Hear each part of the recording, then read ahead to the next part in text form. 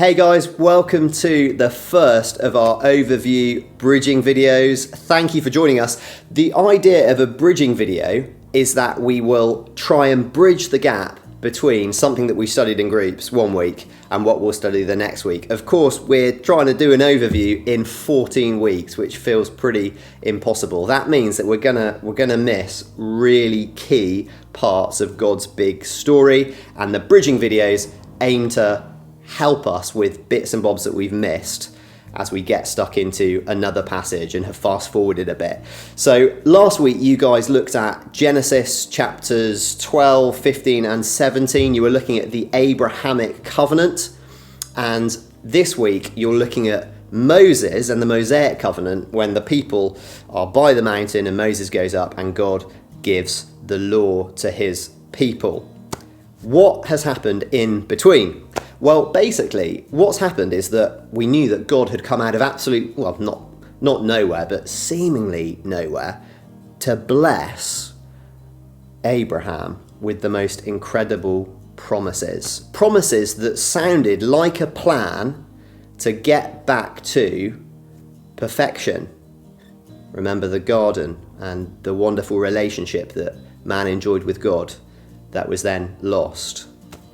God promised to bless Abraham, to be his God, and that they would be his people. He promised that they would be lots and lots of people, they would multiply and be massive. He promised that they would live in an amazing land where they would worship God.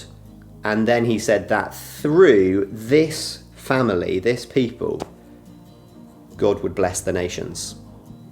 The rest of Genesis is showing how God remains faithful to these promises. Do you remember God committed himself 100% to fulfilling these promises in our previous study?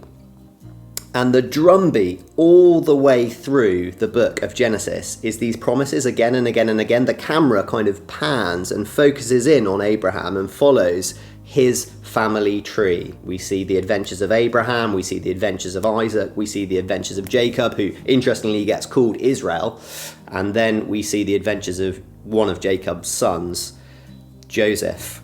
And again and again and again, the drumbeat through Genesis is these promises that have been made to Abraham.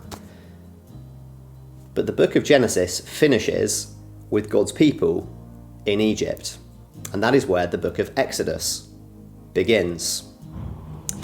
We studied Exodus, I think it was last year, and that's why we've only got one study in it for our Bible overview. So as I speak now about what happened in Exodus, you might have bells ringing in your head.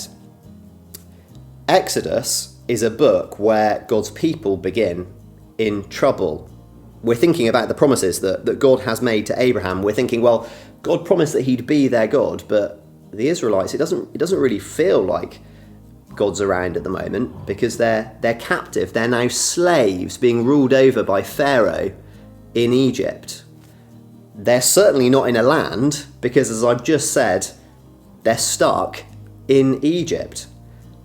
But there is one thing that seems to be going pretty well. The first couple of chapters of Exodus show us that God's people keep multiplying again and again and again, despite what Pharaoh's trying to do. So that's kind of where we're at with the plan. In the midst of the turmoil in Exodus, God's people are crying out to him, and God remembers them. That's the first really big thing that we see happening in Exodus. God remembers his people. And the other big things that happen up until the study that we're going to get into all begin with R as well. God remembers his people, and then God meets a man called Moses at the burning bush, and he reveals himself to Moses. He reveals himself in a new way, in a way that it kind of is a progression in the Bible story. He actually reveals his name. Moses asks who he is, and he says, I am who I am. I will be who I will be. In other words, he says, I define who I am, you don't define me, and if you want to know who I am, watch me. Watch what I am going to do to see what I'm like. And that is what we do for the rest of the book of Exodus.